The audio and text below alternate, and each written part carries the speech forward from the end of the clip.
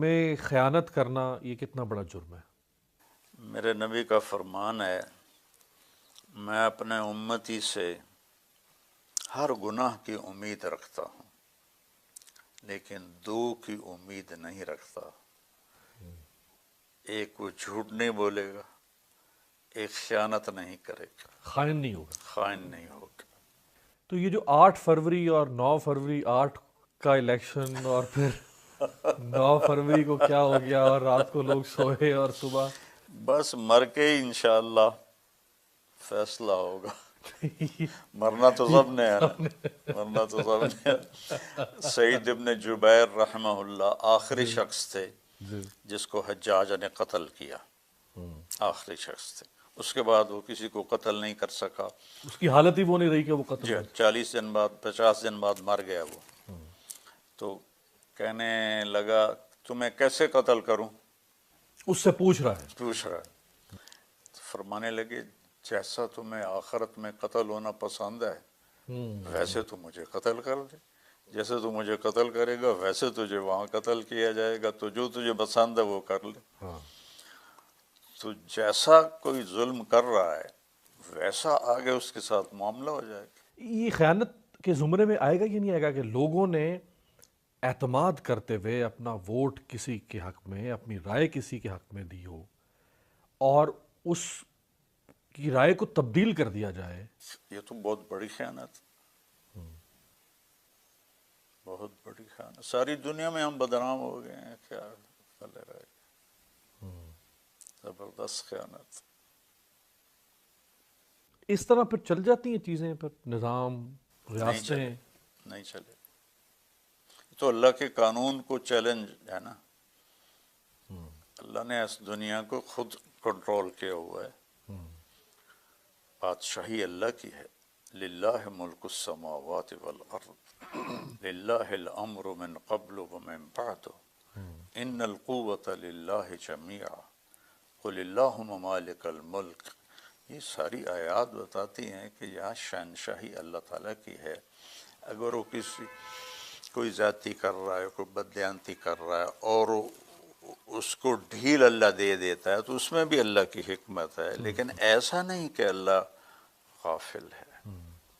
یہ تو نہیں ہو سکتا کہ شمر و حسین ایک کرسی پہ بیٹھے ہوں ہو سکتا، بروز محشر، یہ تو نہیں ہو سکتا۔ تو ایسے ہی تو مولانا صاحب، ہم نے باہر تو بورڈ یہ لگا کے رکھا ہوا ہے کہ اس ملک میں ایک اسلامی جمہوریہ پاکستان رہتا ہے، اور اندر پھر ایک جمہوریت کا ایک نظام ہے، وہ ایک 5 سال کی مشق ہے، لوگ اس حق کا استعمال کرتے ہیں اور وہ رات کو کچھ اور ہو جاتا ہے۔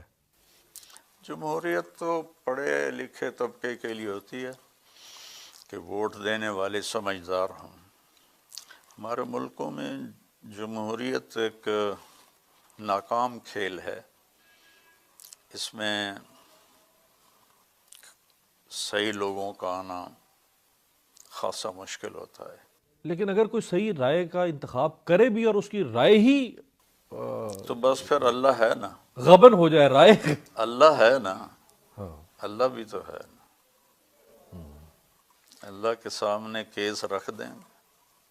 آخر میں چونکہ بہرحال عمران خان صاحب آپ کا بہت احترام کرتے تھے، کرتے ہیں، یقینی طور پہ ابھی بھی کرتے ہوں گے، اور آپ کا ان کے ساتھ ایک تعارف یا تعلق بھی رہا، تو وہ جو گزشتہ 8-9 ماہ سے جیل میں اور جن مقدمات کا، اب تو وہ سزا یافتہ ہیں، اب تو ملزم نہیں ہیں، سزا یافتہ مجرم ہیں وہ ریاست کی نظر میں، مشکلات ان کی کو کم ہوں گی؟ دیکھیں رات کتنی لمبی ہو جائے نا، صبح ضرور ہوتی، یہ اللہ کا نظام۔ جب اندھیرا حد سے بڑھتا ہے تو اللہ صبح صادق کو لے آتا ہے، پہلی کا چاند نظر آ جاتا ہے۔ تو ہر رات کی سویر ہے، اس رات کی بھی سویر ہوگی۔ ہماری زندگی میں ہو جائے تو ہم بھی اللہ کا شکر ادا کریں گے کہ ہم نے بھی دیکھ لی کوئی صبح۔ ہم چلے گئے تو صبح نے ضرور ہونا ہے، اور ظالموں نے اپنے انجام کو پہنچنا ہے۔ کہ یہ کھیل اللہ نے کسی کے ہاتھ میں نہیں دیا کہ وہ کائناتی فیصلے کرے، یہ اس کے ہاتھ میں۔ یہ نا فرعون نے کتنا زور لگایا کہ موسیٰ کو قتل کر دیا جائے، 70,000 بچے مار دیے۔ موسیٰ پیدا ہو کے ہی رہا اور اس کے گھر میں ہی پل اس کے کے رہا۔ گھر میں پلا اور اس کے منہ سے نکلا یہی ہے میرا قاتل، نہیں مار سکا کہ اللہ کا غیبی نظام چل رہا تھا۔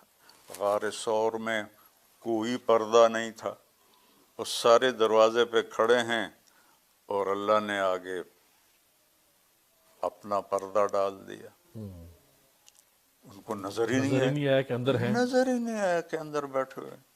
بلکہ امیہ بن خلف نے یا ابی بن خلف نے وہاں بیٹھ کر اندر پیشاب کیا تو آپ نے حضرت ابوبکر سے فرمایا دیکھو اگر یہ ہمیں دیکھ رہا ہوتا تو یہ پیشاب کرتا۔ کر رہا ہوتا۔ ہماری قوم میں چونکہ خیانت بہت چھوٹی سطح سے چلتی ہے اور اوپر بادشاہوں تک جاتی ہے، ریڑھی والا بھی خیانت کر رہا ہے، وہ